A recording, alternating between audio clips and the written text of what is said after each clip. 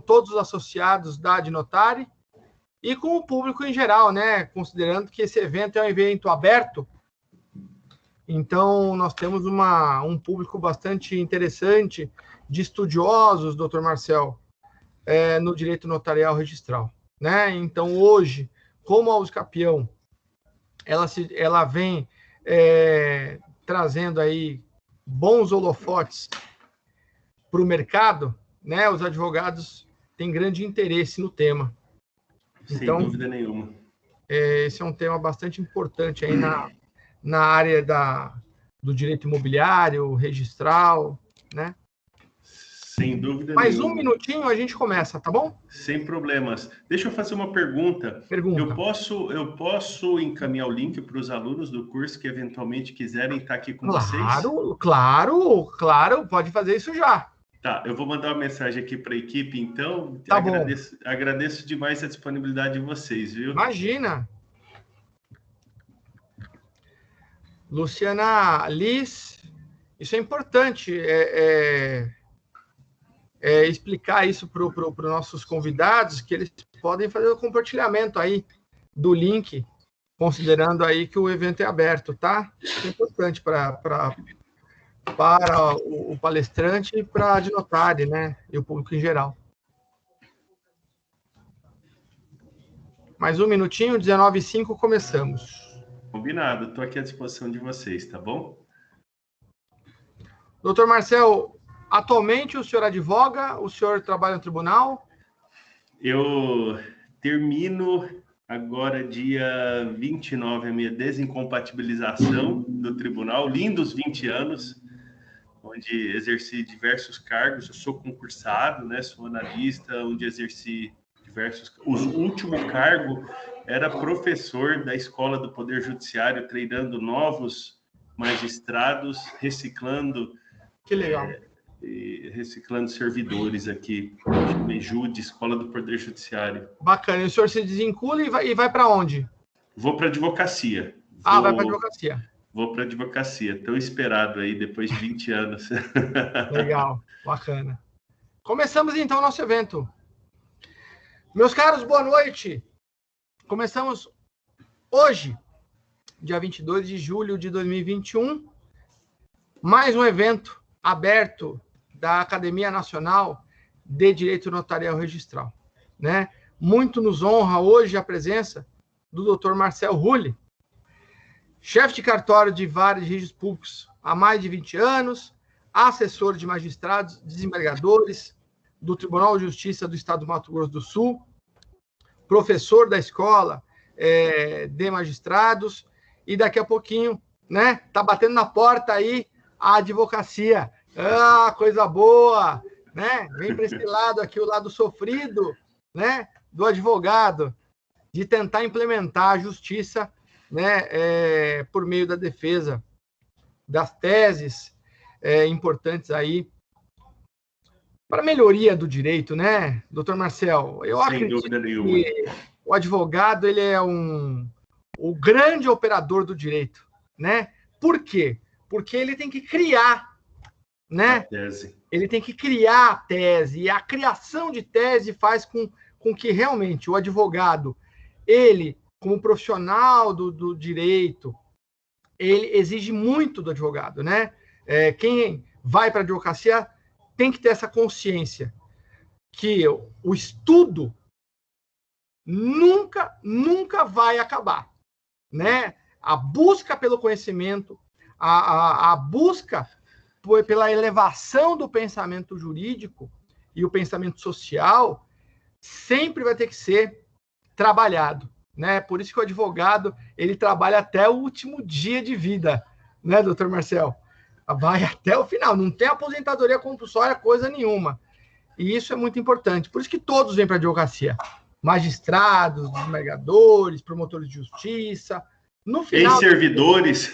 Servidores. No final das contas, todos vêm para esse lado aqui, né? Esse lado lindo da advocacia. O doutor Marcel Rulli, generosamente, vai dispor um pouco do tempo dele para poder trabalhar o tema. Usucapião, 5 modalidades. uso capião é um tema que palpita o coração de todos os advogados. Ainda mais agora, com essa história da permissão da uso capião na via administrativa, né? E essas questões das modalidades, como o advogado tem que analisar a questão dos pressupostos da uso capião, lembrar que os pressupostos da uso capião, res habilis, boa-fé, tempo e posse.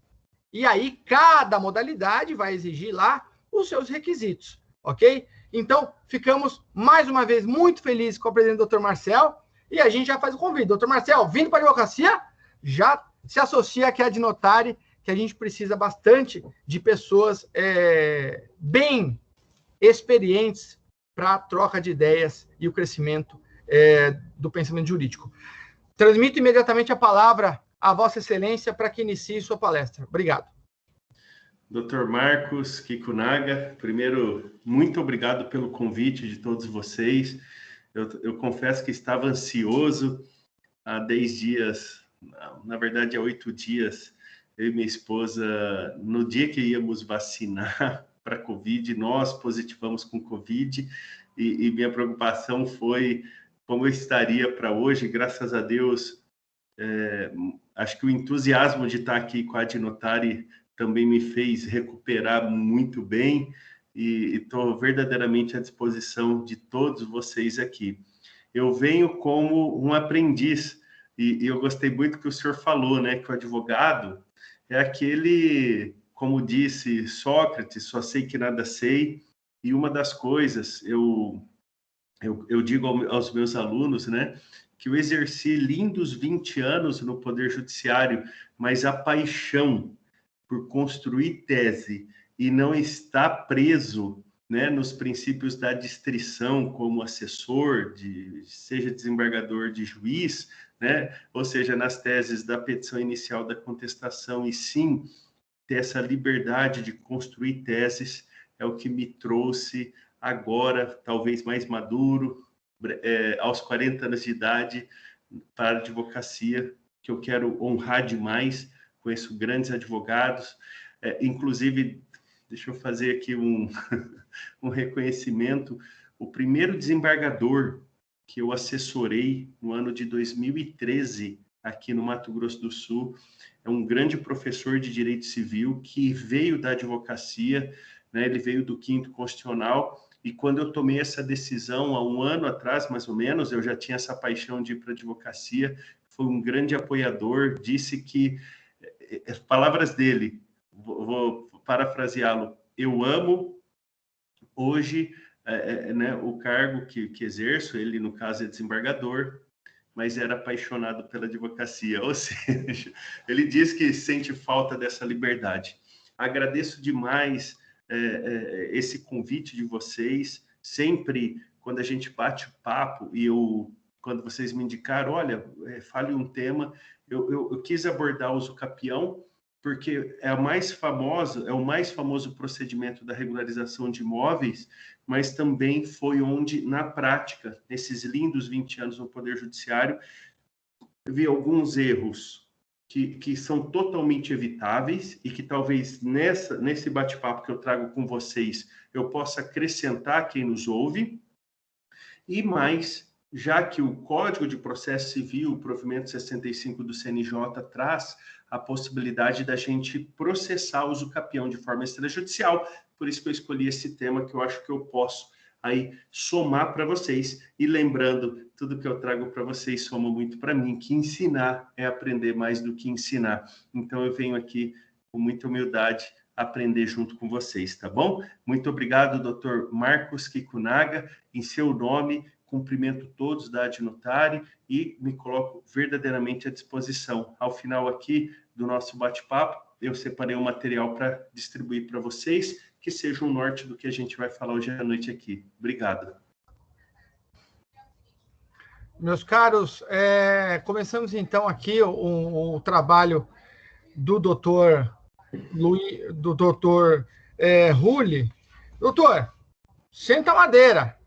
Ok. Senta a madeira, né? E essa questão importante que o senhor fala, né, dessa aproximação das teses, há uma tese, já de cara, antes do senhor começar, então, já que eu estou com a palavra, há uma tese que eu já discuti isso perante o Conselho Superior da Magistratura aqui de São Paulo, que é a facultatividade da ata notarial para fins de uso capião, né?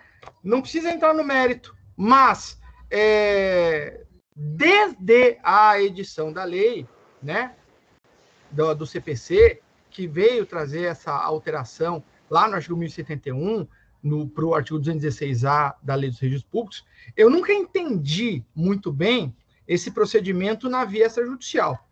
Por quê? Porque eu sempre entendi que a uso capião, um instituto de natureza conflituosa, contenciosa, vir para o extrajudicial.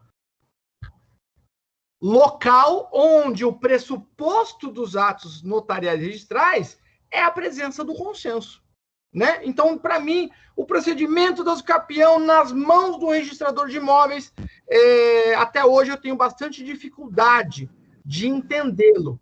Por que o legislador quis fazer isso, né?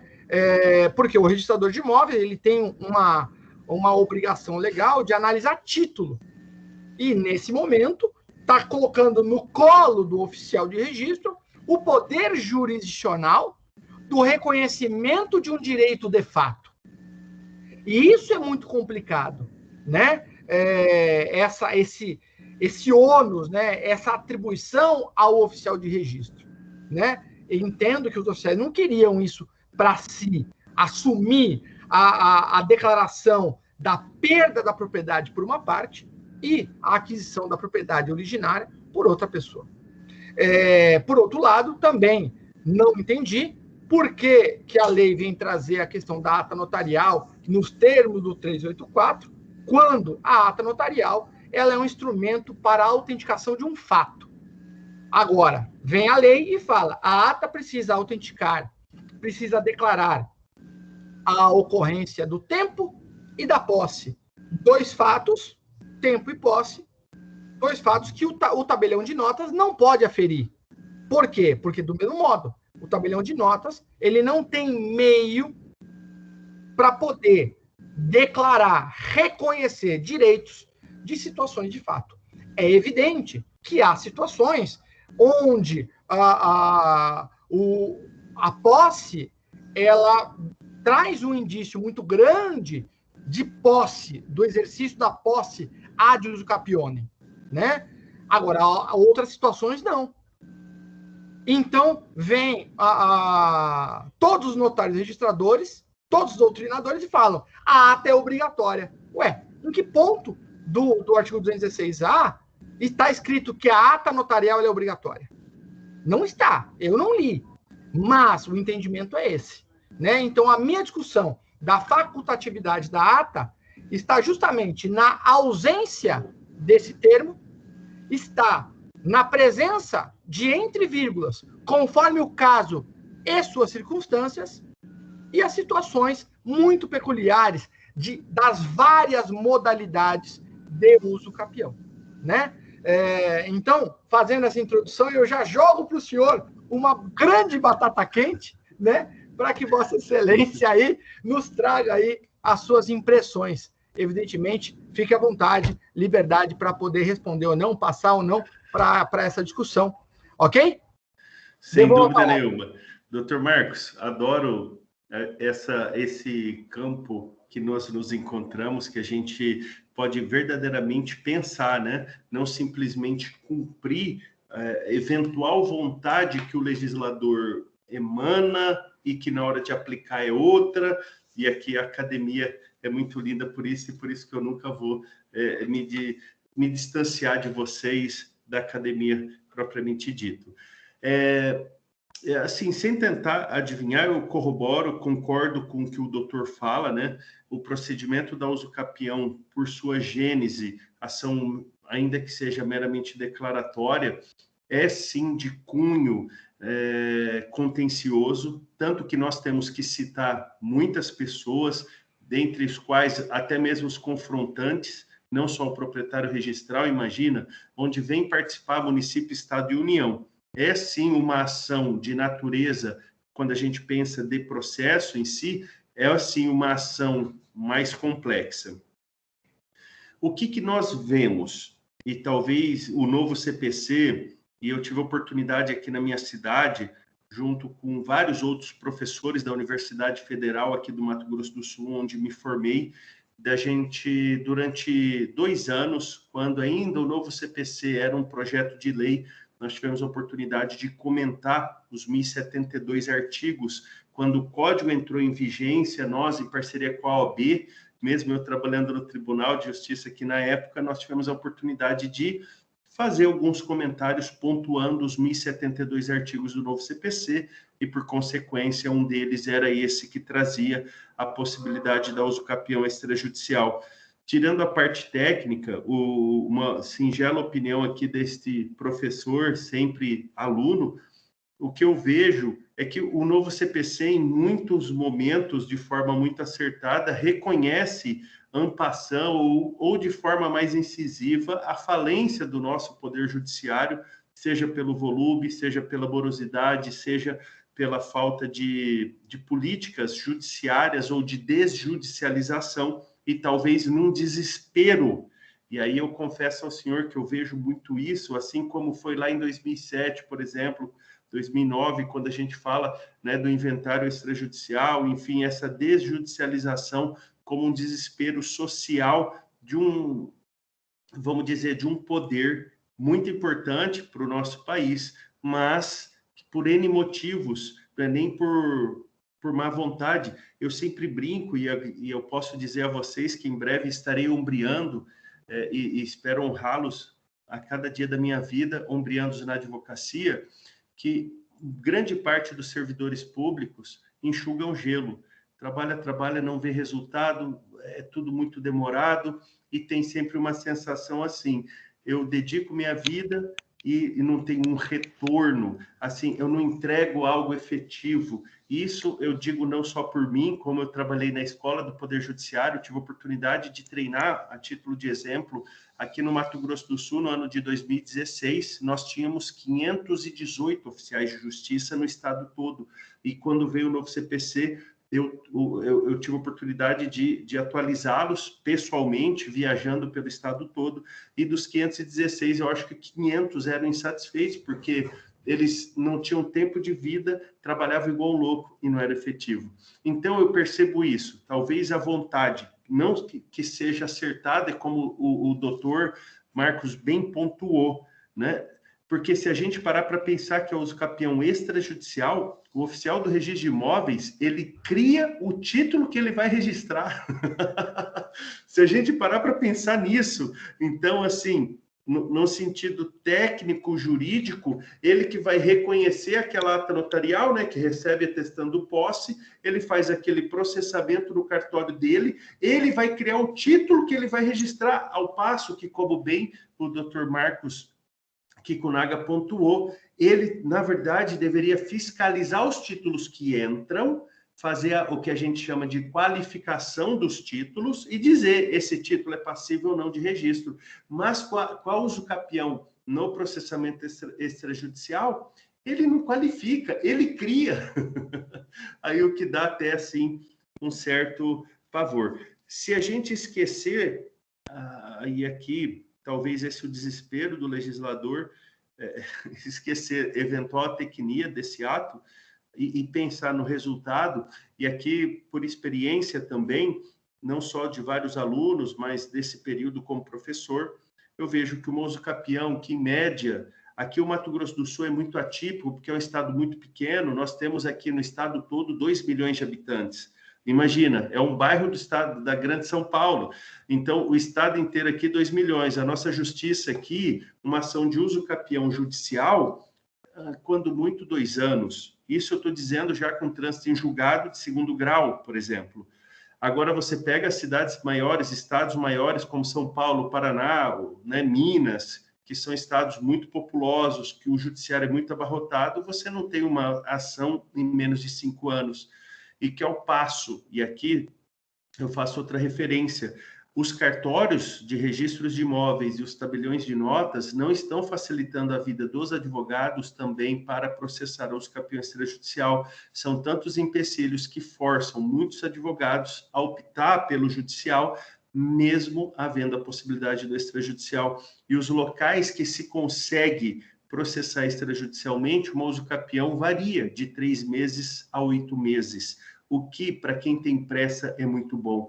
Geralmente as pessoas buscam advogado para regularizar imóveis, seja no momento de inventário e partilha, seja no momento de divórcio, ou seja no momento que precisa vender o imóvel. Então, é aquela história, é um momento que eles têm muita pressa de regularizar para vender. E aí, quando a gente fala venda de imóvel, é inevitável nós pensarmos pelas situações socioeconômicas do país, que dificilmente uma pessoa compra um imóvel à vista, e ela depende de um financiamento. E os bancos, isso os públicos e os privados, só financiam imóveis regulares, ou seja, aquele que vende ao proprietário registral, aquele que vende uma casa, se essa casa sequer está registrada na matrícula do imóvel, banco nenhum irá financiar porque há uma irregularidade. Então, talvez para suprir essa necessidade, sabemos que o mercado imobiliário é um mercado que emprega muitas pessoas, desde a construção, nas intermediações que são feitas pelos competentes corretores de imóveis. En passant aqui, querido doutor Marcos Kikunaga, eu lancei uma campanha e os corretores de imóveis da internet, os corretores de plantão, os haters de plantão, quase que bloquearam minha conta, porque eu lancei uma campanha, não compre um imóvel sem contratar um advogado, porque hoje no Brasil nós temos 30 milhões de imóveis irregulares. O que isso implica? Que a ausência nossa, isso é culpa nossa, e me permita aqui, oficialmente ainda não estou com a minha carteira por questões burocráticas naturais, a pandemia aqui, a OAB também não está muito célere, natural isso, mas é culpa de nós, advogados, porque há 20, 30 anos atrás, quando eu fui criado pelos meus avós, no interior daí do estado de São Paulo, quando eu tinha uma dor de garganta, minha avó me levava na farmácia.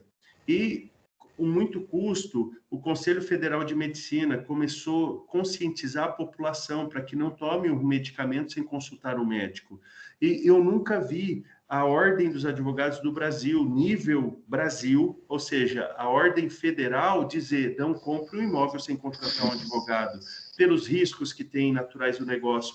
E aqui eu não estou dizendo que nós vamos atropelar a intermediação feita pelos competentes e competência exclusiva dos competentes corretores de imóveis. Aqui eu faço um parênteses para vocês. Assim como um cirurgião, na hora que entra na sala de cirurgia, quem fez a anestesia foi o anestesista. Assim são os corretores de imóveis para nós, advogados. Eles fazem a anestesia, eles intermediam a negociação. Nós, juridicamente, vamos analisar os riscos e a viabilidade jurídica da compra e venda, já que todo brasileiro, ou a sua grande maioria, sonha em ter a casa própria. Nós até fazemos piada, quem casa quer casa. E o brasileiro, né, quando muito, consegue, com financiamento de 30 anos, usando todo o saldo de FGTS da vida, pegando dinheiro emprestado até, vendendo papagaio, quando muito consegue comprar um único imóvel, na expectativa de deixar para os herdeiros. Imagina se ele perde esse imóvel, ele não terá tempo de comprar outro, ele não terá recursos para isso.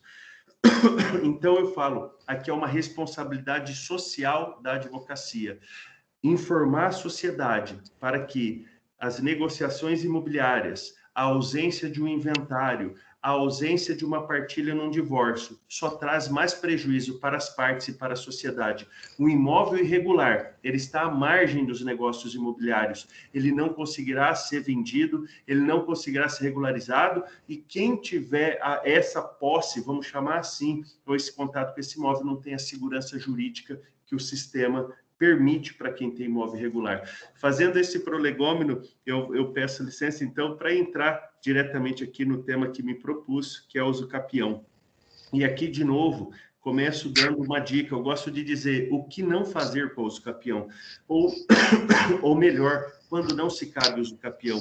E aqui, estimados amigos e colegas, me permitam chamar assim, advogados, estudiosos aqui do sistema notarial e registral do Brasil. Eu quero, se pudesse aqui, talvez a informação mais importante para a gente começar a compartilhar o raciocínio, é dizer para vocês que a uso capião é a última ratio. Vocês só encaminharão para o caso do cliente uma uso capião se não couber qualquer outra medida anterior. E aqui, para que visualize na prática, e aqui acho que o meu foco é bem isso, contribuir com vocês na prática, é muito comum o cliente chegar no escritório e dizer assim, faz 20, 30 anos que pai e mãe faleceram. Nós não abrimos inventário, sou eu e mais 3 irmãos, no total somos 4. Mas só eu moro na casa, e eu que estou morando aqui na casa, meus irmãos concordam que essa casa fique comigo. Aí o cliente muitas vezes fala, olha, eu ouvi dizer que dá para uso capio imóvel. Ele está correto, esse cliente? Vocês dirão? Não. Mas, professor, por que não? Se só ele tem posse exclusiva faz 30 anos. Nesse caso prático que trago para vocês, que é muito corriqueiro, exagerei no prazo de 20 anos, mas às vezes o cliente vem com 5 ou 10 anos, o advogado expert, né, em direito imobiliário, especificamente na regularização de imóveis, ele deve dizer, olha, o seu caminho é abrir o inventário e os seus irmãos fazerem a cessão hereditária, seja dentro do inventário, seja por escritura pública. Ah, mas eu vou pagar ITCMD e multa. Pois é, mas esse é o caminho. Não é para burlar, a uso capião não vem para burlar esse sistema. A uso capião não vem para dar um jeitinho no que era certo e vocês não fizeram. Agora, a uso capião, ela vem para suprir o correto que não fez, quando o correto não é mais possível. Quer ver um exemplo? Nesse mesmo meu exemplo, se me permitem, herdeiro não abriu o inventário, vendeu, aí juntaram os herdeiros, venderam a posse, obviamente, para o João. João vendeu para Maria, que vendeu para José, que vendeu para Pedro. Aí aqui é óbvio que essa sucessão, vamos dizer assim, sucessão possessória, é óbvio que essa cadeia de compra e venda, desde daquela sucessão não aberta, não poderá mais ser feita. Aí sim nós vamos partir para o uso capião. E sempre digo, justificando o porquê da uso capião. Eu percebi, e aí também, enquanto estava no tribunal, nos últimos 5 anos, principalmente depois que o novo CPC alertou para essa possibilidade da uso capião ser extrajudicial, tema que inclusive chegou a ser discutido no STJ, se existia interesse de agir, ou seja, necessidade de ajuizar o uso capião sem antes tentar a forma que eles chamam de administrativas, que fosse nos cartórios extrajudiciais. E o Superior Tribunal de Justiça disse, não, uma opção da parte. Ela não é obrigatória ir para o extrajudicial para sim somente poder fazer o judicial. Mas o que eu percebi, muitos processos, e aqui eu digo empiricamente, né, como assessor desembargador e estando na Escola do Poder Judiciário aqui do Mato Grosso do Sul, onde acompanhei muitos processos, muitos juízes julgando improcedente a uso capião pelo simples fato de existir um caminho anterior, seja uma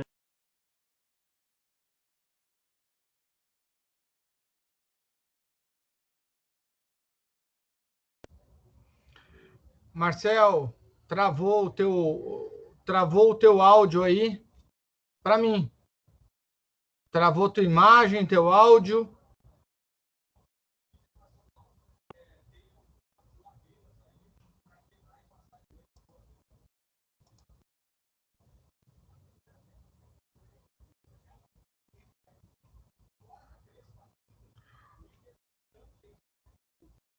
Roseli, levantou a mão? O que foi? Pode falar.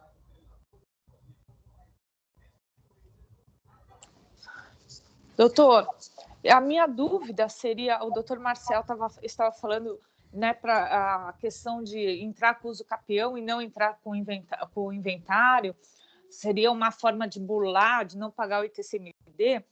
E como nós devemos proceder quando o imóvel é irregular, não tem matrícula, não tem justo título, não tem comprovante de pagamento, não tem nada, como que a gente faz para declarar esse ITCMD e o posto fiscal aceitar essa declaração?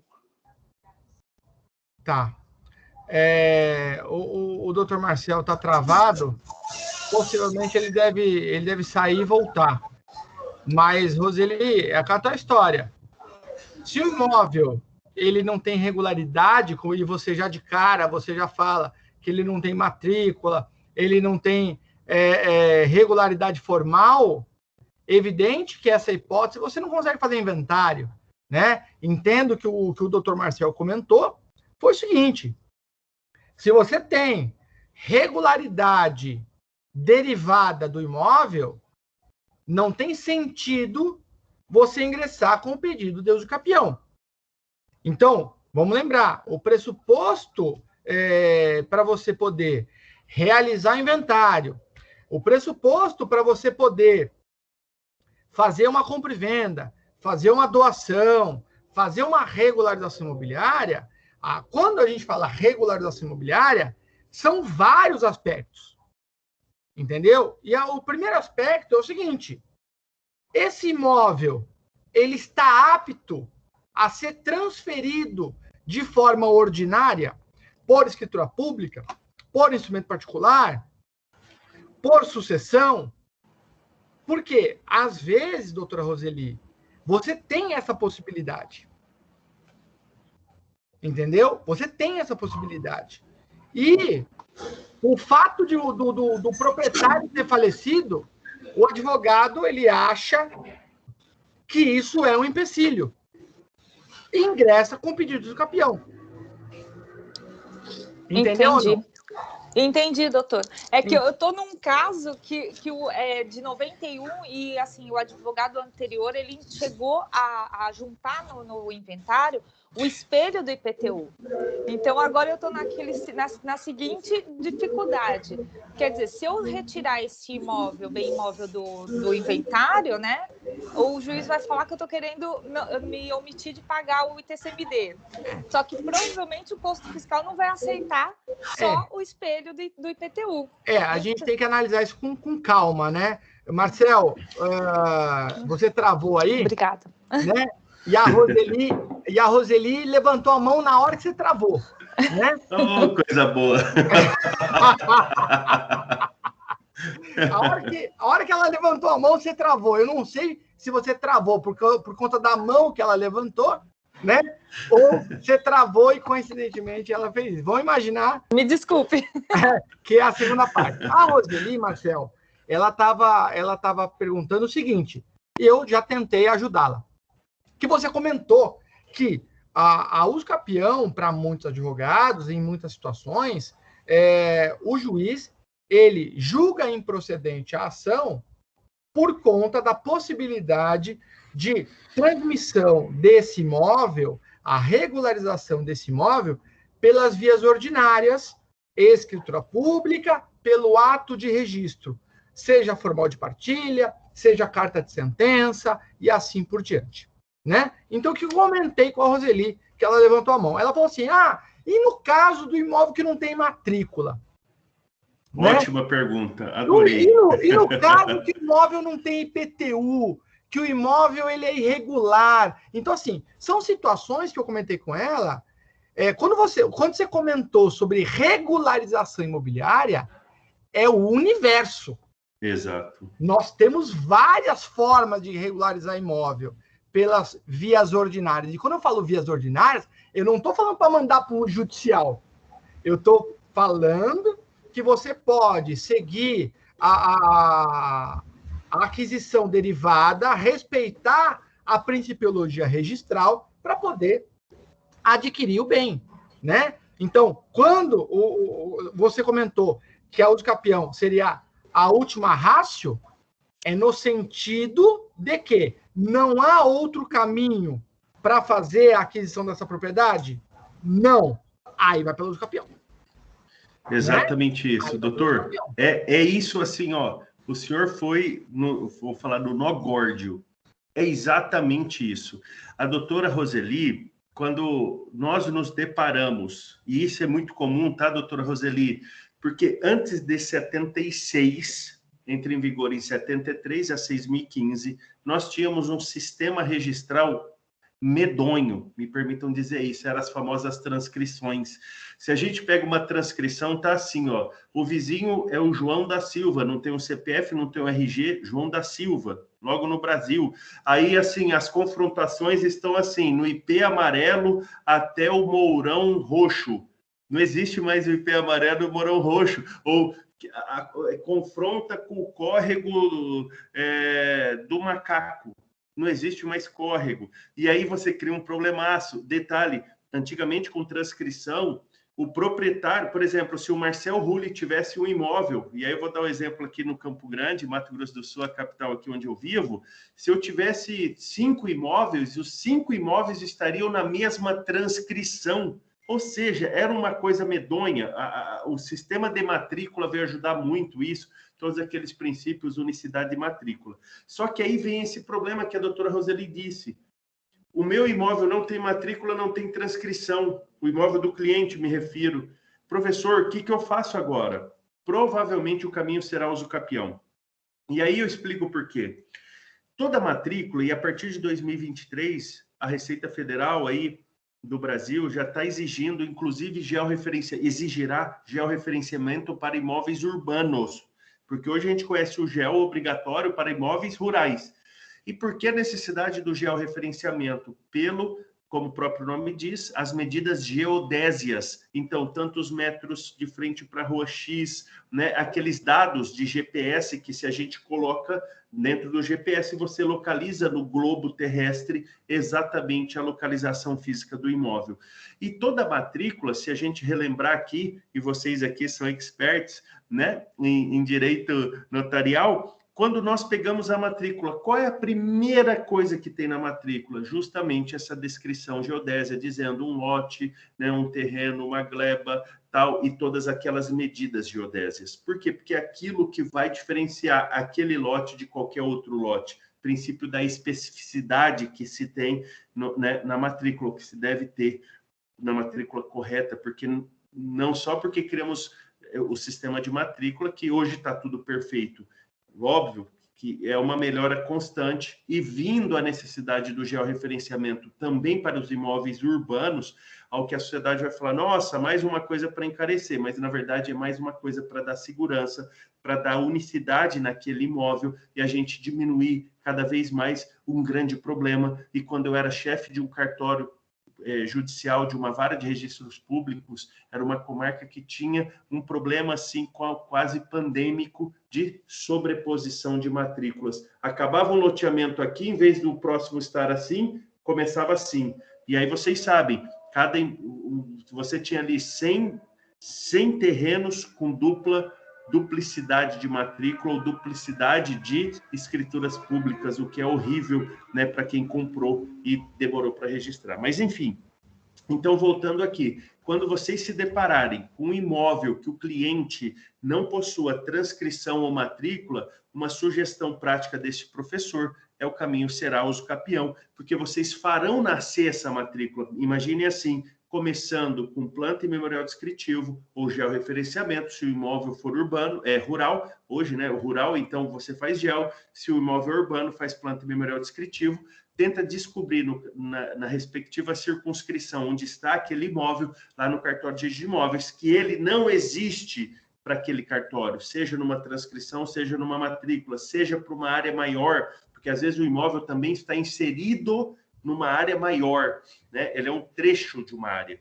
E aí, ou seja, é um imóvel que de fato não tem matrícula, porque acontece muito isso. Antigamente, uma pessoa tinha 10 mil metros quadrados, vendia a esquina, que era mais ou menos 400 mil metros quadrados, sem fazer o devido desdobro daquele imóvel, criar aquela matrícula, fazer escritura pública de compra e venda.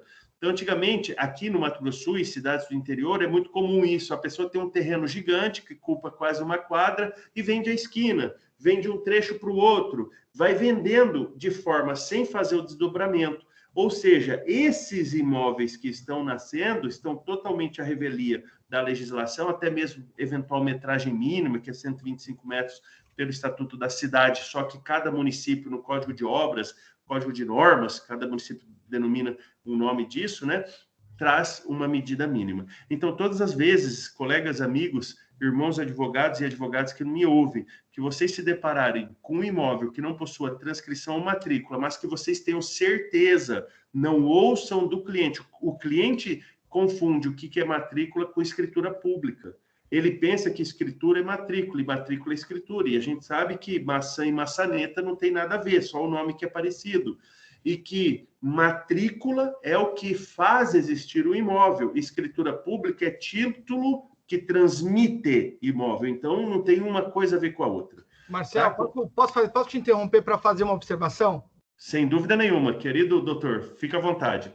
Até para você tomar uma aguinha, né? É muito interessante essas observações que você fez, até porque o sistema lá da transcrição, lá do decreto 4857/39, ele também trazia as inscrições, né? Sim. E aí um detalhe que eu até comentei recentemente num curso, que às vezes o cliente chega lá no advogado, no escritório, e ele vai falando a história. E a primeira observação que eu fiz foi: analisem o direito que o cliente pretende ter. Por quê? Porque nem sempre a usucapião é da propriedade. Ela pode ser de um direito real, sobre coisa alheia. Usufruto, exatamente. Servidão. Você tem que analisar, né? Então, assim, essa é a primeira questão que eu comentei, né? Pode ser uma questão de enfiteuse, né? Você vai usucapi. Que é muito comum com terrenos de marinha. Por exemplo, o terreno de marinha. A região do litoral do estado de São Paulo, quantos terrenos de marinha nós temos até hoje? São Vicente, Santos, Guarujá... E doutor assim... Marcel, quantos imóveis estão em área de ocupação? Não é nem enfiteuse, é ocupação. Ou seja, na verdade, o Estado ele não criou o contrato de aforamento. Ele simplesmente permitiu que aquela pessoa ocupasse aquele imóvel público, dominical. Né? Não tem destinação, enfia lá, vai ocupando aí. Então, isso gera muito problema, porque na ocupação, teoricamente, você não poderia usucapi, porque o bem é público, ele não tem a destinação permanente, como é o caso da enfiteuse, que você pode transmitir de forma causa-mortes a enfiteuse. Na ocupação, teoricamente, não teria isso, porque é só uma permissão da posse. Aí vem um detalhe interessante que você comentou. Pô, o cara ele tem uma gleba, ele tem um imóvel grande, aí ele vai vendendo. Acontecia muito na época das transcrições. E aí eu vou te justificar a sobreposição de área. O cara tem aquele terreno grande, ele vai vendendo em pedacinhos, sem fazer o parcelamento ou o desdobro.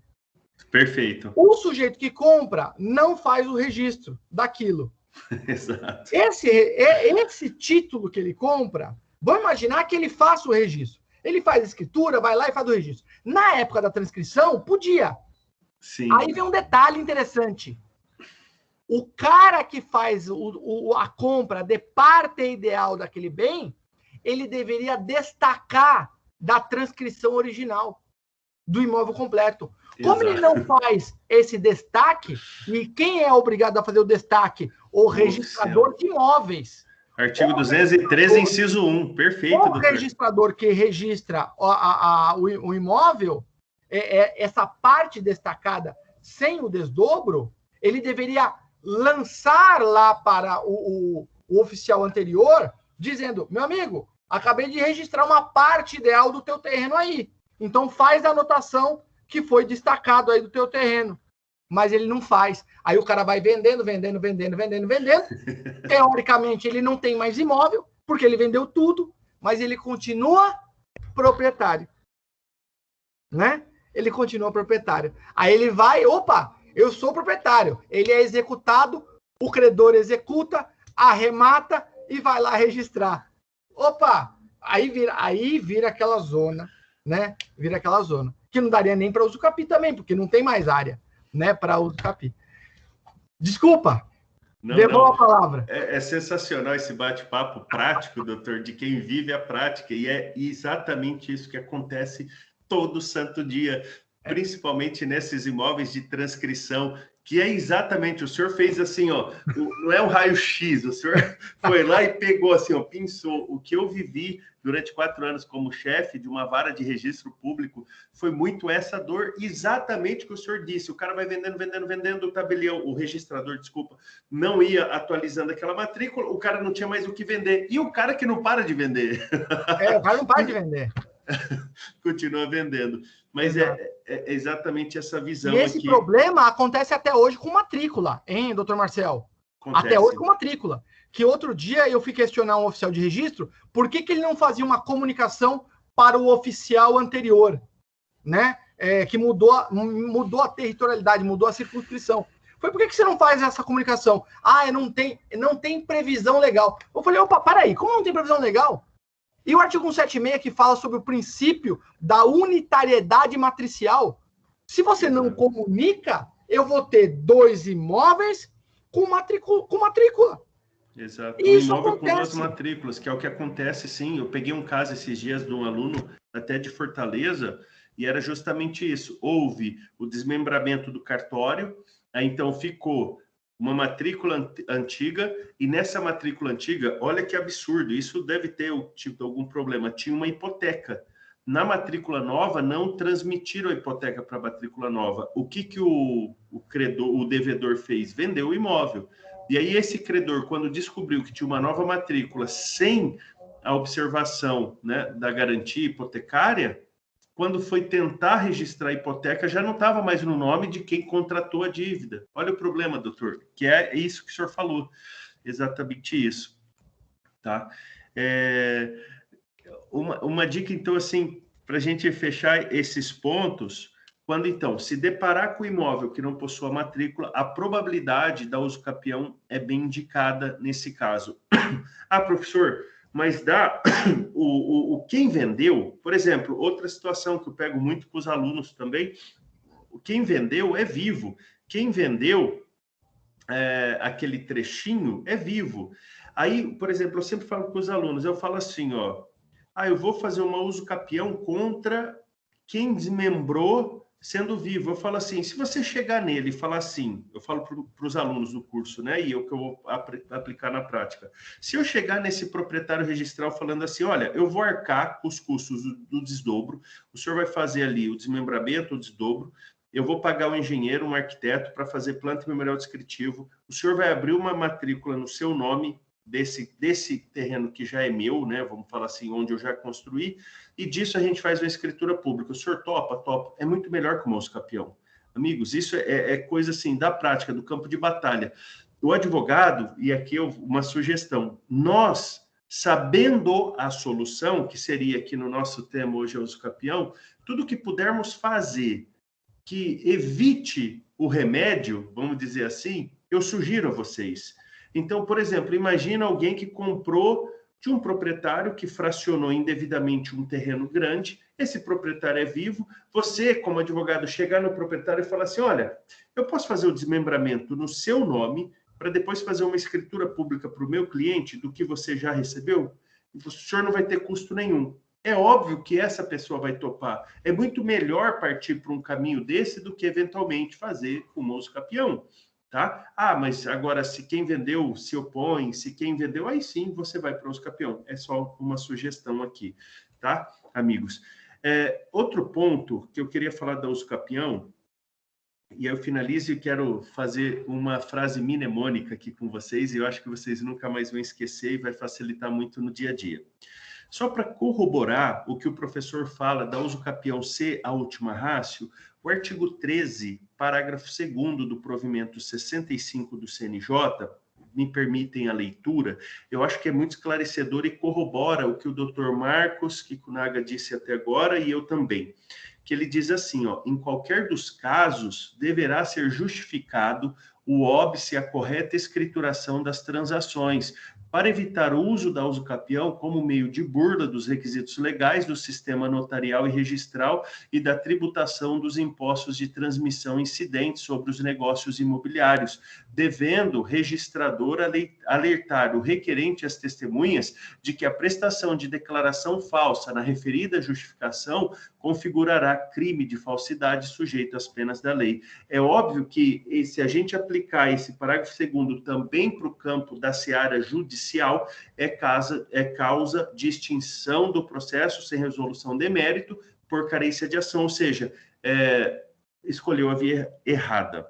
Então, isso que eu quero dizer para vocês, coloquem na cabeça, a usucapião é a última ratio. Nós só vamos fazer a usucapião como última ratio.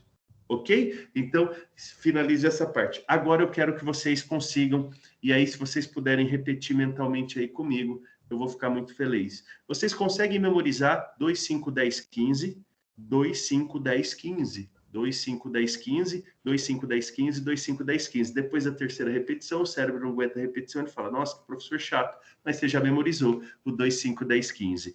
Esses são os prazos que nós vamos usar no dia a dia para a posse do cliente. 2, 5, 10, 15. É isso que nossa cabeça tem que trabalhar quando nós, analisando o fato, e aqui o professor e Dr. Marcos no começo disse que sim, com brilhantismo, e poucas pessoas eu vejo falar isso tão cirúrgico como ele mencionou, que a usucapião é transformar um fato em propriedade, então um fato em direito. E aqui está o desespero, né? Como que eu delego isso para um tabelião? Porque ele vai transformar fato em direito. O que a gente sabe é complicado, tanto que nem mesmo o judiciário, onde em tese nós temos ampla defesa e contraditório, uma vez que a sentença é prolatada, nós podemos revisar essa sentença pela ação rescisória, de tão grave que é, né, transformar fato em direito, porque o juiz faz isso, dai-me os fatos que eu te entrego o direito. A gente aprende isso na faculdade, né? E agora é o tabelião e o registrador, se a gente pensar as duas fases da usucapião extrajudicial, onde há necessidade, concordo com o doutor Marcos, né? Necessidade desnecessária de alguém lavrar uma ata notarial para falar que tem posse e de alguém depois criar um título a ser registrado por ele mesmo. Mas, enfim, regras do jogo, vamos nos aproveitar enquanto advogados disso e se futuramente houver um arrependimento legislativo disso, que se altere a legislação, retornando que seja por uma, sei lá, uma câmara de arbitragem, alguém que de fato, né, possa ali dizer esse direito, que, repito, usucapião, meu amigo e minha amiga, nós, a função do advogado, e aqui está a coisa que acho que é só a profissão do advogado, e acho que do médico tem, né?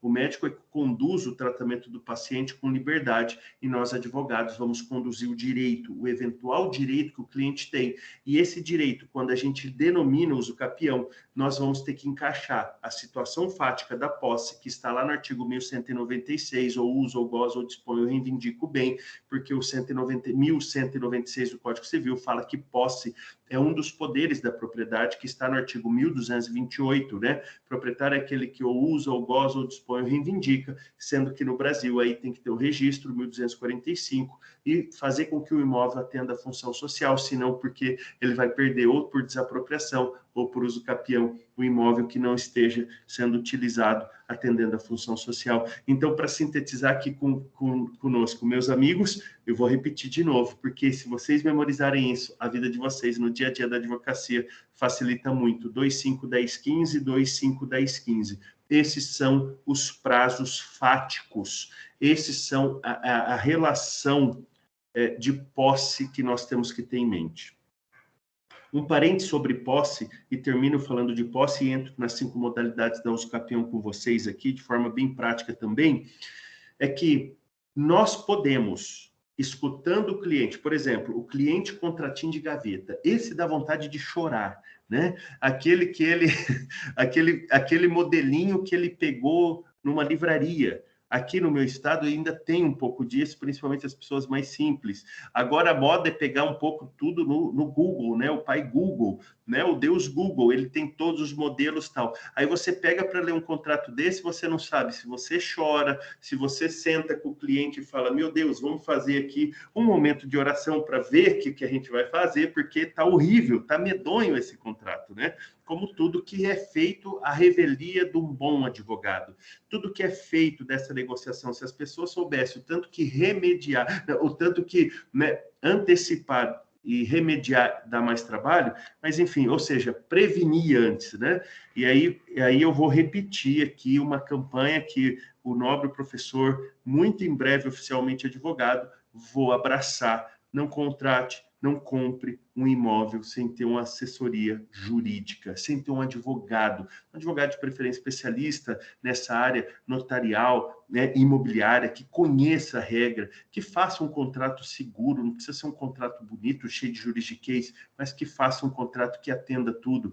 Por exemplo, esses dias eu estava vendo um julgado da STJ que se o contrato de compra e venda não menciona o imóvel, não cabe adjudicação compulsória, porque aquele contrato não atende o princípio da especificidade.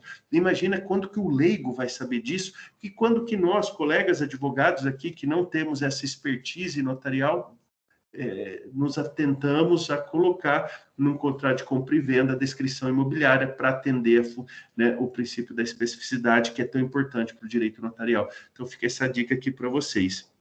Pois bem, o cliente traz aquele famoso contrato de gaveta, medonho, não tem reconhecimento de firma, você não consegue visualizar se aquela data é aquilo mesmo, se é pós-datado, antidatado, ou se não tem data nenhuma, se não tem assinatura de ninguém. Dá vontade até de você assinar aquilo e falar assim, pronto, vamos resolver aqui. Brincadeira à parte, tá, meus amigos? Pois bem, aí qual que é o primeiro passo? E aqui fica, assim, talvez uma dica que está dando muito certo para vários alunos que regularizam imóveis.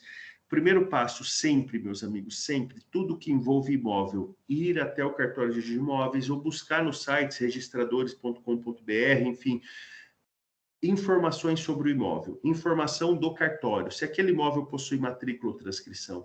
Não existe o advogado que vá trabalhar com o imóvel iniciar ou começar a fazer análise para o cliente, ou o estudo de caso para a solução do cliente, sem a gente ter o documento ou a certidão do cartório que existe o imóvel, se aquele cartório possui matrícula ou transcrição. Porque eu repito a vocês, muitas vezes o cliente vai chegar no escritório de vocês, pegar uma folha em branco e vai falar assim, aqui ó, o imóvel é meu. E de repente você lê aqui a escritura de compra e venda. E só para vocês entenderem, eu sei que é redundância aqui para os colegas, a escritura de compra e venda é feita num tabelionato de notas que nem precisa ser da comarca onde está o imóvel, né? Porque no Brasil, comprar e vender imóvel acima de 30 salários mínimos, nos termos do artigo 108 do Código Civil, existe-se duas fases. Uma é ir até um tabelião de notas, lavrar a escritura pública de compra e venda. A segunda é pegar a escritura pública e registrar no cartório onde esse imóvel eventualmente esteja matriculado. Eu faço uma brincadeira aqui com vocês, e para que vocês expliquem isso de forma mais simples para o cliente, que é assim, ó. Imagina que eu pegue e dou um cheque para o Dr. Marcos Kikunaga, um cheque de R$1.000. Enquanto o Dr. Marcos Kikunaga possui a cártula de cheque de R$1.000 na mão, ele tem o dinheiro? Responda ou não. Ele tem o dinheiro? Não. Para o Dr. Marcos Kikunaga ter o dinheiro, os R$1.000 em espécie, em dinheiro, o que ele precisa fazer com o cheque? Ou depositar na conta dele, ou ir lá e sacar do meu banco. Não é verdade? É a mesma lógica a propriedade no Brasil. Enquanto o cliente porta a escritura pública, ele pode ser qualquer coisa, ele só não é proprietário. Tanto que se a gente lê, e aqui eu faço isso com os alunos e vou fazer com os meus breves clientes da regularização, eu vou ler para eles o 1245, parágrafo 1º, onde, de forma simples, o 1245 fala assim, enquanto não registrada a escritura pública de compra e venda, o proprietário é o vendedor do imóvel, não é o comprador. E aí as pessoas quase caem de costa quando lê esse artigo. Por quê? Porque o 1245 caput fala só é proprietário quem registra. né? Quem tem o registro. Mas é o registro do quê? Aí, no caso, se nós estamos usando a escritura pública para transmissão de propriedade, enquanto eu não levar a escritura pública a ser registrada, eu não sou proprietário. Quem é proprietário é quem me vendeu. Então, você, meu amigo e minha amiga advogado, não tem como começar a regularizar imóveis sem saber de verdade em nome de quem esse imóvel está na matrícula, se esse imóvel possui matrícula e se esse imóvel possui transcrição. Professor, fui até o cartório disse, esse imóvel não existe nem para transcrição nem para matrícula. Você vai pegar uma certidão do cartório dizendo exatamente isso. Olha, esse imóvel não está matriculado e tampouco transcrito. Pronto, nós temos o primeiro passo para tudo, e aqui eu estou falando não só para uso capião, tá, meus amigos? Para tudo que for fazer envolvendo imóvel, até mesmo, meu amigo e minha amiga, para fazer um inventário desse imóvel. Quando o cliente chega e fala assim, ó, pai morava naquela casa, aí você tem que buscar se aquele imóvel tem matrícula ou não, e futuramente, se o Dr. Marcos e os colegas da Adnotário quiser que a gente faça um bate-papo sobre compensa fazer inventário de posse ou não, a gente tem assunto para mais uma noite aí, tá bom? Boa. Marcel, deixa eu te interromper. Fica à vontade, doutor. Uma outra observação. Vamos lembrar aos colegas que estão nos assistindo que o doutor Marcel, ele fala da prova da propriedade, né? E aí ele se refere à transcrição e ele se refere à matrícula. Temos que lembrar também que há situações em que você tem várias seções de direito. Aí você fala assim, eu quero saber lá qual que é a origem disso. Aí você tem que lembrar que muitas vezes o sujeito que vendeu, ele não era proprietário, ele era titular de direito real à aquisição, que já era um direito real previsto lá pelo Decreto-Lei 58/37, que está na Lei 6.015, que estava no Decreto 4857/39, onde o ato de criação do direito real à aquisição era o registro das inscrições no livro 4. Então, o doutor Marcel, ele era o titular da transcrição, proprietário. Aí ele celebra comigo um compromisso de compra e venda. Eu vou no cartório e registro o compromisso de compra e venda. Se eu fiz esse registro até o dia 31 de dezembro de 75, eu registrei sob a lei antiga do registro público, decreto 4857/39. Então, o registrador de imóveis ele ia registrar o meu compromisso de compra e venda, o meu direito real à aquisição, no livro 4. Aí, o que eu faço? Sou proprietário. Por quê? Eu tenho uma certidão do registro. Sou proprietário. Aí eu saio correndo, Marcel. Eu saio correndo, louco, desvairado, e faço uma cessão de direitos. Faço um compromisso de compra e venda. Né? Peguei lá na papelaria, compromisso de compra e venda. Sento o pau. E vai assim. E o cara, ele fala, eu sou proprietário. Por quê? Porque na época, o vendedor, o Kikunaga, ele me apresentou a certidão do registro de imóveis, mostrando que ele era proprietário. E aí vem o detalhe. Às vezes, na época que o Marcel comprou o imóvel, ele foi registrado no cartório. Na época que ele fez o compromisso de compra e venda e eu registrei, a competência territorial mudou. Então, a minha inscrição, o meu registro de direito real à aquisição, está em outro cartório. Aí o cara fala, não, mas eu só tenho inscrição. Então, você tem que tomar cuidado. O advogado ele tem que entender a sistemática antiga e a sistemática nova. Porque é bem comum ele se deparar com assentos registrais da legislação anterior. Transcrição ou inscrição. Vamos lembrar que a inscrição também era feita no livro 2, que era só para hipoteca, e no livro 8, que era realizada para as modificações dos direitos reais sobre coisas próprias, loteamento, incorporação imobiliária, condomínio edilício, era tudo registrado no livro 8. Aí, Marcel, é uma bagunça só, né? Para o cara identificar. Não, eu comprei um lote e eu registrei o compromisso de compra e venda. Sim, o lote, você fez o compromisso, está no livro 4. O loteamento está no livro 8 e a transcrição está no livro 3, em outro cartório. Ixi, que zona. E aí aquele desespero, né, doutor, para achar isso daí. Por isso que eu sempre comento nos cursos, sempre comento aqui na Adnotare, é muito importante a gente rever, né, os fundamentos da sistemática antiga. Sem dúvida nenhuma. E conhecer isso daí que o senhor falou, né? Porque o senhor fala com grande simplicidade, porque o senhor domina a matéria. Mas, assim, por exemplo, imagina, as pessoas hoje, eu falo, até mesmo os novos advogados, quando muito, tem uma pouca informação do sistema atual. E quando correto é também conhecer isso que o senhor trouxe, né? Quando a gente tem ali criação de novos cartórios. Mas, Marcel, até o pessoal de cartório tem dificuldade em explicar a transcrição, a inscrição, a anotação, a verbação, matrícula. Até o pessoal que trabalha em cartório. Esse é o grande problema. Que muitas vezes, quando você vai no cartório e se pergunta, mas qual que é a diferença da transcrição e matrícula? A pessoa responde, um é novo, outro é velho. Boa, gostei. Quando me perguntaram, eu vou falar isso. Um é novo, outro é velho. Que aí eu me saio bem. Mas assim, o senhor sabe, e aqui eu estou muito feliz de estar aqui com vocês, até porque a felicidade é nossa. Eu acredito muito assim que é uma responsabilidade nossa da advocacia, essa informação publicitária, não só, eu digo assim, para a sociedade, para os leigos, mas que também nós lutemos para que as faculdades de direito tenham uma cátedra sobre isso que nós estamos batendo papo e que é de suma importância para a sociedade.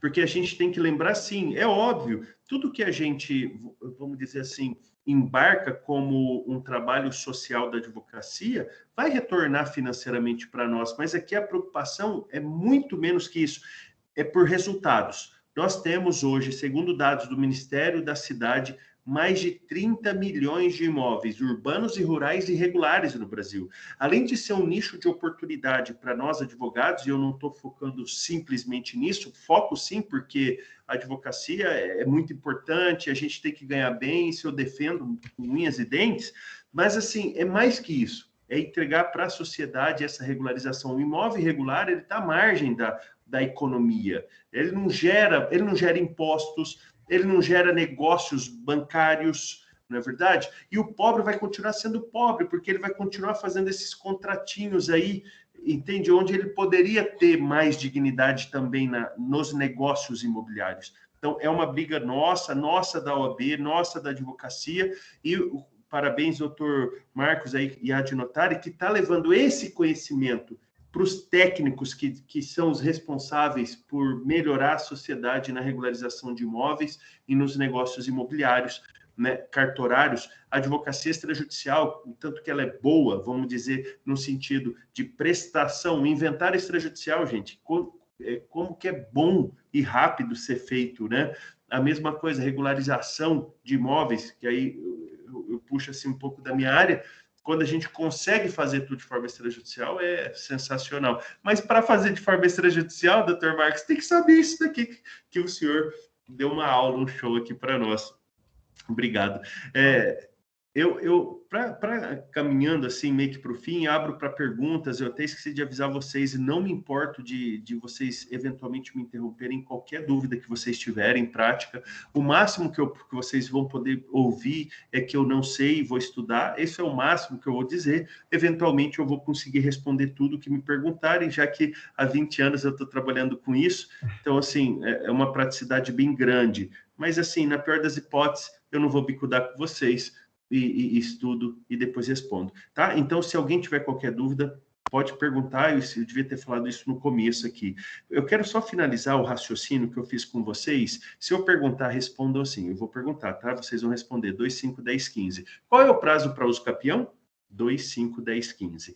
Eu vou começar do maior para o menor, porque aí vocês nunca mais vão esquecer. Por que o Código Civil colocaria um prazo de 15 anos, que antigamente era 30, lá no Código 16, depois reduziu para 20, e esse código trouxe para 15? O prazo maior, meu amigo e minha amiga, é simplesmente pela função social da propriedade, que é uso capião incomum. É que no nosso juridiquês, a palavra incomum ficaria meio vulgar, né? Aí o Código Civil gosta de falar extraordinário, mas o extraordinário não é um incomum bom, né? Quando a gente come, nossa, que comida extraordinária. Eu gosto muito de falar isso para minha esposa, né? Quando ela faz alguma coisa, eu falo, nossa, o que você faz é extraordinário, um elogio, né? Mas o extraordinário do juridiquês, nosso, do dia a dia do Código Civil, é algo incomum. Por que é algo incomum? A pessoa não precisa ter justo título, ela não precisa ter boa-fé. E aí essa usucapião, porque ela não tem justo título e boa-fé, começa no maior prazo, 15 anos. Só que o Código Civil, e aí eu faço uma brincadeira aqui com vocês, e aqui que vai facilitar no dia a dia da advocacia. Quantos artigos fala 2046? Quantos artigos tem o Código Civil? 2046. Se eu contar para vocês o segredo que o Código Civil não gosta de pessoas, ele gosta de patrimônio, vocês vão concordar comigo? Muitas pessoas falam, não, porque o Código Civil, ele traz a pessoa como centro. Olha, tem vários doutrinadores muito respeitados que defendem isso. Só que isso, na teoria, é bem bonito, só que na prática é mentira. Sabe por quê? Quando eu fui me casar com a minha Ju, o juiz de paz não perguntou se eu amava a Ju. Ele perguntou assim, qual que é o regime de bens? Quando eu morro, não tem um artigo falando como que vai ser o meu velório, mas tem vários falando o que acontece com o meu patrimônio. Lá no artigo 21, artigo 39 do Código Civil, quando fala da ausência, a primeira coisa, quando alguém some, sabe qual que chama? Chama assim, fase, arrecadação dos bens do ausente. Não tem um artigo falando grite nas vizinhanças, grite. Então, o Código Civil ele tem essa função patrimonial e nada de errado com isso, porque se eu fizesse uma pergunta aqui para vocês, socialmente falando, esquece bonito e feio, certo e errado. Socialmente falando, nós valemos pelo que somos ou pelo que temos? Nossa, professor, pelo que temos. Quem que se sente digno não tendo nada? Por exemplo, eu professo a fé católica e frequento uma paróquia franciscana, onde tem freis que fizeram voto de pobreza e caminham descalço a vida inteira. E agora sim, mas tudo bem, não sendo frei, não sendo, quem de nós se sentiria digno andando descalço uma vida inteira, fazendo frio, calor? Ninguém. Então, o patrimônio é algo importante para a nossa sociedade, né? Tanto que hoje está tão exacerbado o patrimônio que, às vezes, você, assim como eu, você conhece pessoas tão pobres que a única coisa que elas têm é dinheiro, porque exacerbou demais o ter, mas tudo bem. O Código Civil vem proter. Então, uma dica é o seguinte, toda pessoa que tem um patrimônio e cuida bem dele, no campo da usucapião extraordinária, que era 15 anos sem justo título e boa-fé, se você fizer uma obra social no imóvel, se você mora no imóvel, você cuida do imóvel, o Código Civil te dá um prêmio. Você está cuidando bem de patrimônio, de 15 cai para 10. Então, a usucapião extraordinária em comum, ela tem 15 anos, que é o prazo máximo, não precisa de justo título nem de boa-fé, e cai para 10 anos se você cuida bem do patrimônio, faz uma obra social. A mesma lógica agora, nós vamos falar da usucapião ordinária. A ordinário não é aquele ordinário do compadre Washington, depreciativo, né? Seu ordinário, o ordinário no sentido de comum. É o usucapião comum. Qual que é o usucapião comum? Aquele que tem justo título e boa-fé. Só de ter justo título e boa-fé, lembra que no extraordinário começou em 15 anos? Na ordinária, que está lá no 1242, vai começar em 10 anos. Só que, de novo, a pessoa que cuida bem de patrimônio para o Código Civil, ela merece um prêmio. Se ela cuida bem, mora no imóvel, na ordinária, com justo título e boa-fé, cai de 10 anos para 5 anos. Então, fica fácil de você memorizar agora aqui comigo. Qual que é a usucapião extraordinária? Fala 15 ou 10. Qual que é a usucapião extraordinária? 15 ou 10. Não existe justo título nem boa-fé. Qual que é a usucapião ordinária? 10 ou 5. Por quê? Porque ela existe justo título e boa-fé. E aqui, uma das perguntas que mais me fazem nas caixinhas de pergunta nas minhas redes sociais é a seguinte: professor, meu cliente já tem patrimônio, ele pode fazer usucapião? A resposta é sim. A usucapião ordinária e extraordinária, ela não tem limitação de propriedades do usucapiente e do tamanho da área. Por quê? Agora, nas duas modalidades que a gente chama de usucapião especial, são dois tipos de usucapião especial. Professor, por que ele chama de usucapião especial? Pelo simples fato de estar dentro do Código Civil e estar dentro da Constituição, Ctrl+C e Ctrl+V, o famoso copia e cola, tá? Então, a usucapião especial urbana e rural, ela só tem um nome de especial porque, literalmente, eu também chamada de usucapião constitucional, só pelo simples fato de estar na Constituição, estar no Código Civil. com é o 183, se eu não me engano, e 191 da Constituição Federal. Então, por que eu digo isso a vocês? Somente a usucapião especial, seja urbana e rural, ela não permite que esse usucapiente possua outros imóveis e ela tem uma limitação de metragem. Logo, já me adiantando, eu quero dizer a vocês aqui, quando a gente está falando de usucapião extraordinária e ordinária, que eu já abordei com vocês pelos prazos de 15, 10, 10 e 5, elas não têm limite de tamanho de propriedade, quantas propriedades o usucapiente eventualmente possua, tá? Ela não tem essa limitação. Ao passo que a usucapião especial urbana e rural, começando pela urbana, ela já começa com a limitação de 250 metros quadrados, não pode ser um imóvel maior que isso, e não pode o usucapiente ter outras propriedades. Ah, professor, mas o cliente aqui, ele exerce a posse de um imóvel de 250 metros quadrados, mas ele tem outros imóveis. O que eu faço? Você vai jogar na usucapião ordinária, você vai jogar na usucapião extraordinária. Por isso que depende da gente, advogado. Lembra que usucapião é transformar fato, posse, em propriedade, em título de registro? Então, essa é a nossa função. Nós vamos fazer a tese jurídica que levará essa situação fática para uma situação de direito. Propriedade é situação de direito, matrícula do imóvel, tá? Então, a usucapião especial urbana, 250 metros quadrados, é o limite do imóvel, e a pessoa não pode ter outro imóvel. O prazo é apenas 5 anos, não precisa de justo título e tampouco boa-fé. A usucapião especial rural, ela tem um limite de 50 hectares, a pessoa tem que morar, chama a famosa posse pro labore, né? Ela tem que morar, exercer atividade naquele imóvel e também não pode possuir outros imóveis. Só que a usucapião especial, tanto urbana quanto rural, que possuem limitações de metragens e impedem que o usucapiente possua outra propriedade, não exige justo título e boa-fé. E, por último, poucas vezes vi na prática, acredito, acho que dois processos de usucapião familiar. E aqui eu falo da usucapião familiar para vocês usarem concomitante na ação de divórcio. Dá para acumular essas ações, fazer uma ação de divórcio direto, aquele cônjuge que abandonou o lar há 2 anos, cumulada com a usucapião familiar, que é o mesmo prazo de 2 anos. É o 1240-A. Qual que é a dica que eu tenho que dar para vocês sobre o usucapião especial ou familiar, né? O pessoal chama mais de familiar. Usucapião especial que dá para você acumular na ação de divórcio ou reconhecimento e extinção de união estável. A primeira coisa que vocês vão ter que olhar, lembra que eu disse, qual que é o primeiro passo quando a gente envolve com o imóvel para regularizar o imóvel? Buscar a matrícula atualizada do imóvel. O que vocês têm que analisar? Que os cônjuges são coproprietários. Então, que marido e mulher, enfim, que os cônjuges estejam na matrícula do imóvel como proprietário. Porque imagina assim, ó, a mulher vai usucapiar os 50% do homem e ela só pode usucapiar os 50% dele se ela tem os 50% do imóvel.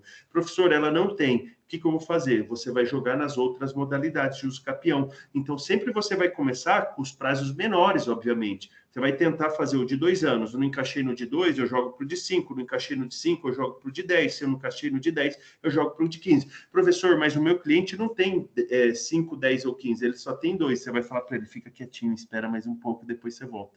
Tá? Por quê? Porque a usucapião é o caminho da posse transformada em propriedade, tá? Essa é a nossa função como advogado. Eu corroboro aqui o Dr. Marcos, quando ele abre aqui falando, olha só o poder que nós demos para alguém que não poderia reconhecer fato, dando poderes de direito, né? E aí, se a gente pensa, o oficial do registro de imóvel, ele vai reconhecer a posse, ele vai criar o título que ele vai registrar. É um negócio de louco, tá? Sintetizando, então, tudo que nós vimos, 2, 5, 10, 15, extraordinário, ordinário, especial urbano, especial rural e familiar. Qual que é a nossa função? Jogar exatamente onde se encaixa a posse do nosso cliente. Ao final aqui desse bate-papo com vocês, eu vou disponibilizar para o Dr. Marcos, para eles entregar para vocês o que eu chamo de passo a passo para o usucapião perfeita. São 12 passos, trazendo aqui essas informações assim bem do dia a dia para vocês. Busque a matrícula ou transcrição, busque o cadastro do município, agora junte esse documento, agora analise isso, faz aquilo que vai facilitar bem a vida de vocês. Eu vou devolver a palavra para o Dr. Marcos, fico à disposição de quaisquer dúvidas que tiver. Já, sim, imensamente, Dr. Marcos, agradeço o convite, estou à disposição para a gente abordar vários assuntos aí que sejam pertinentes para vocês e na prática do dia a dia. Gratidão, foi uma noite incrível para mim. Obrigado, viu, Dr. Marcos? Dr. Marcel, nós que agradecemos sua presença, a sua didática, né, é excepcional, né? Extraordinária, no bom sentido. Muito interessante que nós temos 3 perguntas aqui. A primeira pergunta do Dr. Renato Pelagalli, né? Ele fala assim: gostaria de ouvir o conceito do Dr. Marcel quanto ao justo título do artigo 1242 do Código Civil. O Dr. Marcel, o que seria justo título? Essa pergunta, até peço perdão para não ter falado sobre isso, acho que eu fiquei focando em outras coisas. Dr. Marcos, como que é o nome do amigo que fez a pergunta? Renato Pelagalli.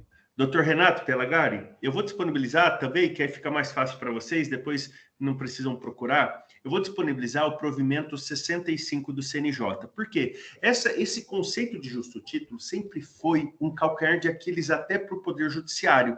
Porque tinha juiz que entendia o contrato de gaveta sem firma reconhecida justo título, tinha juiz que entendia que era, tinha juiz que não entendia que não era.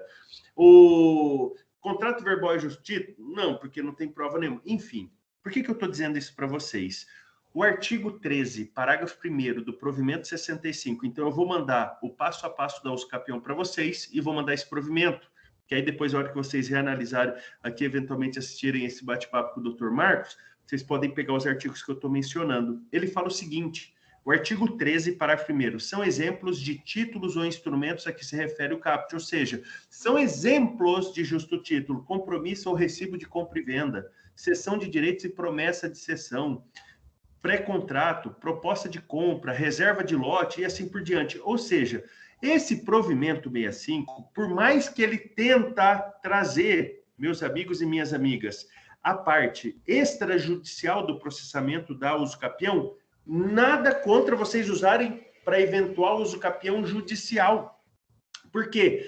Porque ele pegou, os conselheiros lá do CNJ pegaram a parte prática, que era só judicial, já sabiam-se as discussões que se tinha sobre o assunto, e colocaram dentro do provimento para dar uma claridade para os tabeliões e para os oficiais de registro de imóveis. Então, o que o professor sugere aqui para vocês? O provimento, por mais que regulamento extrajudicial, sigam a risca no judicial. É uma receita de bolo maravilhosa, tá? Então, respondendo o querido amigo que fez a pergunta, o que eu entendo por justo título, siga o provimento 65, artigo 13, parágrafo 1º. Combinado? Maravilha, obrigado. Vamos mais uma pergunta.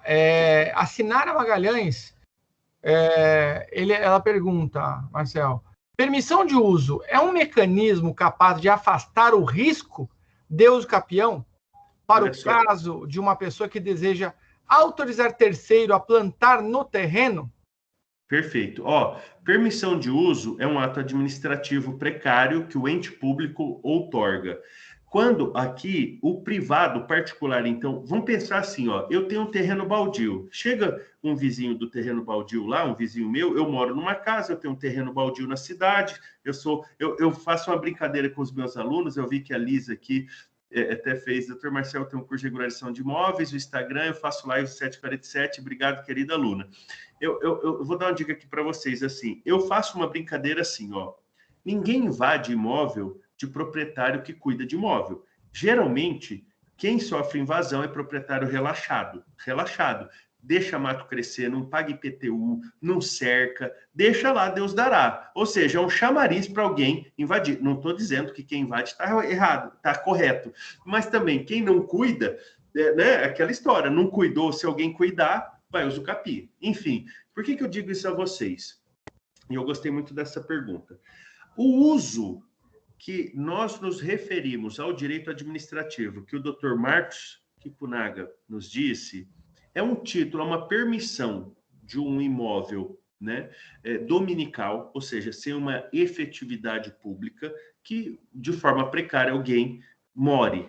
Mas a qualquer momento, o Estado, independente de indenização, pode reaver esse bem.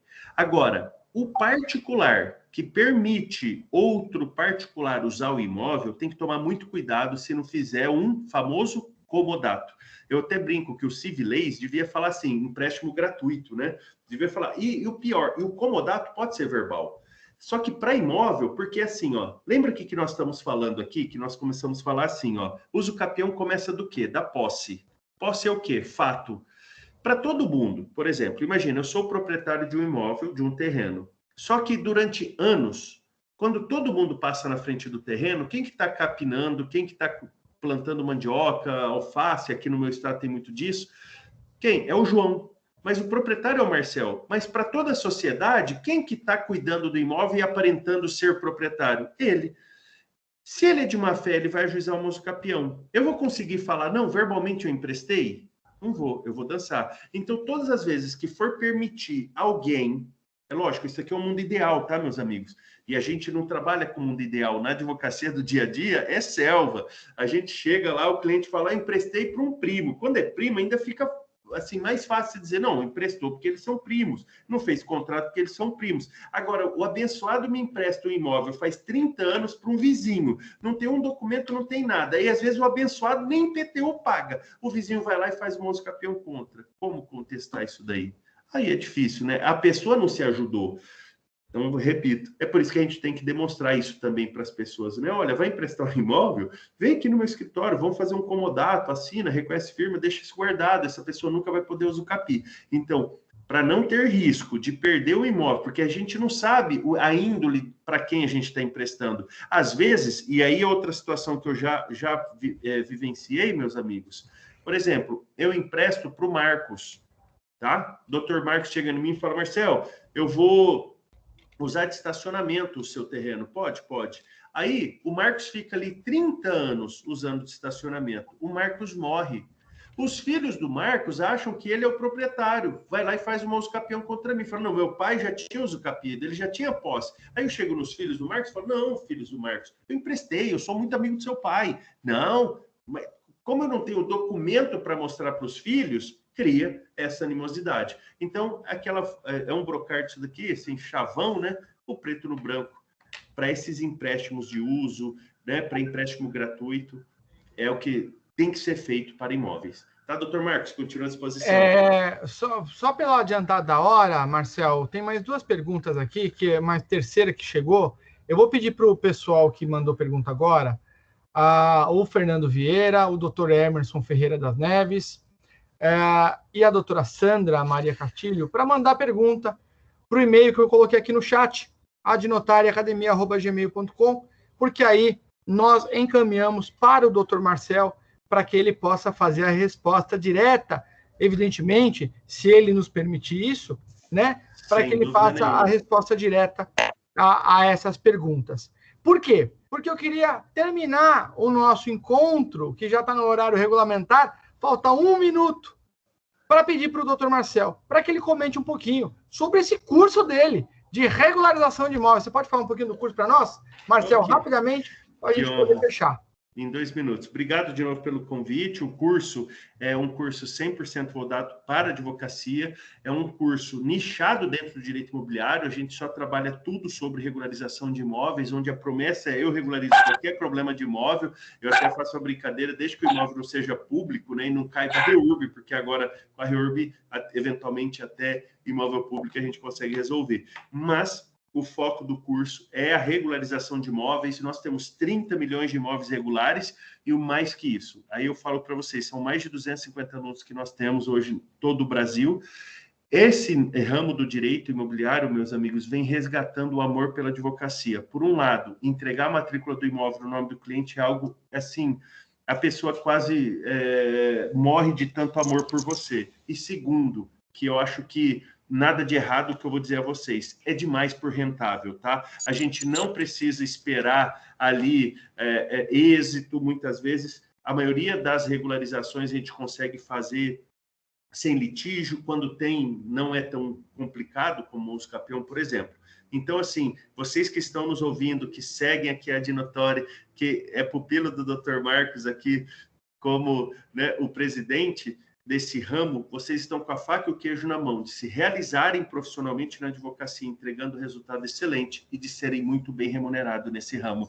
É isso daí, Dr. Marcos. Obrigado aí pelo spoiler que me autorizou a fazer. Obrigado. Meu caro Dr. Marcel, a gente fica muito feliz com a sua presença, honrados com uma brilhante palestra. A gente poderia fazer um evento aí o dia todo para a gente poder falar, mas a gente tenta se limitar, né, a 1h30. A gente sabe que o senhor tem família, né, o pessoal tem os compromissos, e a gente também tem compromisso com o horário do nosso público, né, de tentar não fugir muito do horário regulamentar às 8h30. Fico muito feliz de poder bater esse papo, de poder discutir esses assuntos com o senhor. Espero que, em breve, tenhamos mais oportunidades para discutir. Tá bom? Um grande abraço, doutor Marcel, com muito carinho. Um beijo a todos. Até a próxima semana. Tchau. Um abraço, doutor. Muito obrigado. Um abraço a todos. Com licença.